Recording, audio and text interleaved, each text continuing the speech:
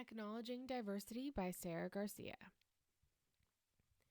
Every day, I come in contact with the future leaders of our healthcare.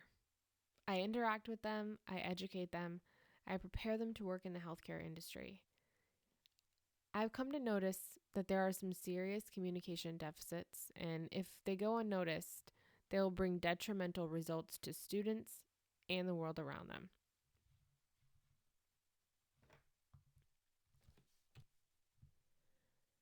In this presentation, I'm going to outline the opportunity that has been presented to improve communication within the diverse student population in the vocational college setting. This will be broken down into 3 parts: understanding the opportunity, understanding the consequence if it's not addressed, and also the solution. As an instructor at a vocational college, the diversity challenge that I face lies primarily in communication. It's difficult to communicate with students who have unique cultural backgrounds, come from different socioeconomic classes, and have different educational backgrounds, and are from entirely different age groups. The first opportunity that I'm going to address lies in the cultural differences of the students. Their backgrounds and ethnicities have allowed them to each develop unique ideas and perspectives, which is definitely a good thing. We all know that if we never have any unique ideas, then we'd never do anything new or interesting. However, I have noticed that these differences brought on social norms that sometimes prevent students from speaking up when they're uncertain. And on the other hand, there are some students who are willing to present their ideas and opinions at every chance they get, whether or not it's relevant to the course content. There's also a tendency for some to react because it's what they've learned as a trait passed down from their elders or others in their home. So instead of thoughtfully responding to others in the classroom, they react very emotionally, and that increases the potential for misunderstandings.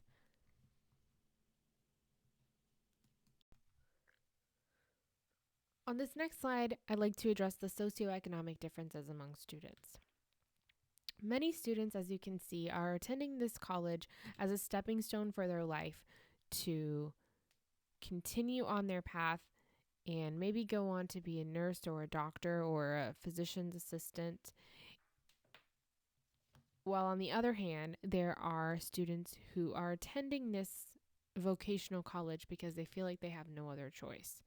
Maybe they tried the traditional school setting and it didn't work for them, so they're here now and it's all they can do. These 2 types of backgrounds present different mindsets for the students. Some of them take their education much more seriously as others, and that increases conflicts and disagreements.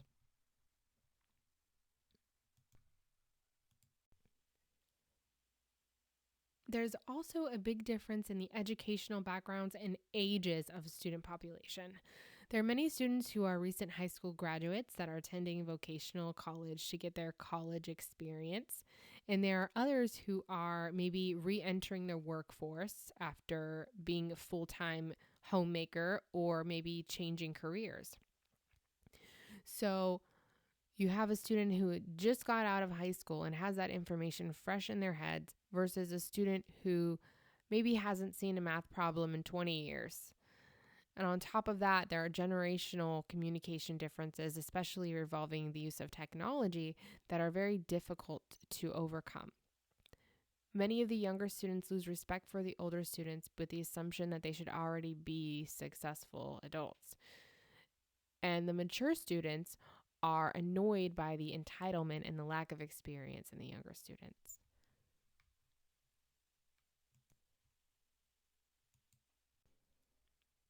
And last but certainly not least is the family lives of students that differ widely. There are many students who have families that depend on them for support both financially and emotionally. For example, students that have to take their kids to school, have to help their kids with homework, or maybe aiding sick family members. And there are also students who are their primary breadwinners and maybe even work 2 jobs in addition to attending college. Then, on the other hand, there are students who have very little responsibilities. They still live at home with their parents, and, their family life is very different.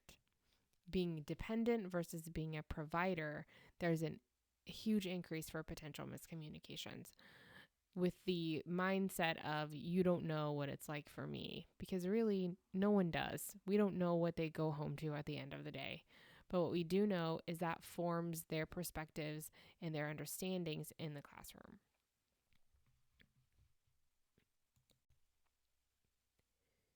Here's some examples of how these misunderstandings have manifested themselves in the classroom. There can often be a lack of respect for peers in a learning environment, some students having all-around bad attitude. Oftentimes, people are afraid to ask questions and speak up, or they may misunderstand questions as being disrespectful and become very defensive. Inability to handle conflict constructively also leads sometimes to physical aggression. This has manifested in a situation where I've seen objects being thrown or damage of personal property. Just really, really tough situations.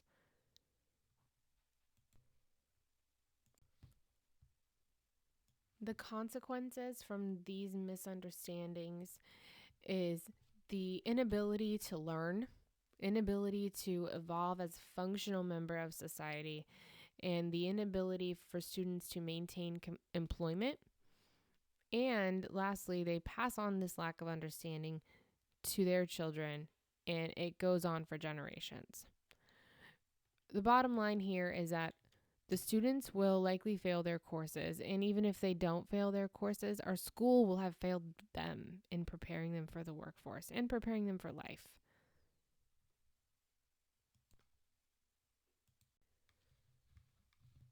This slide here shows the results of a 2015 study by the National Association for Colleges and Employers.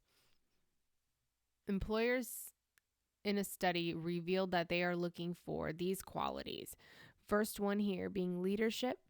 Second one, ability to work in a team.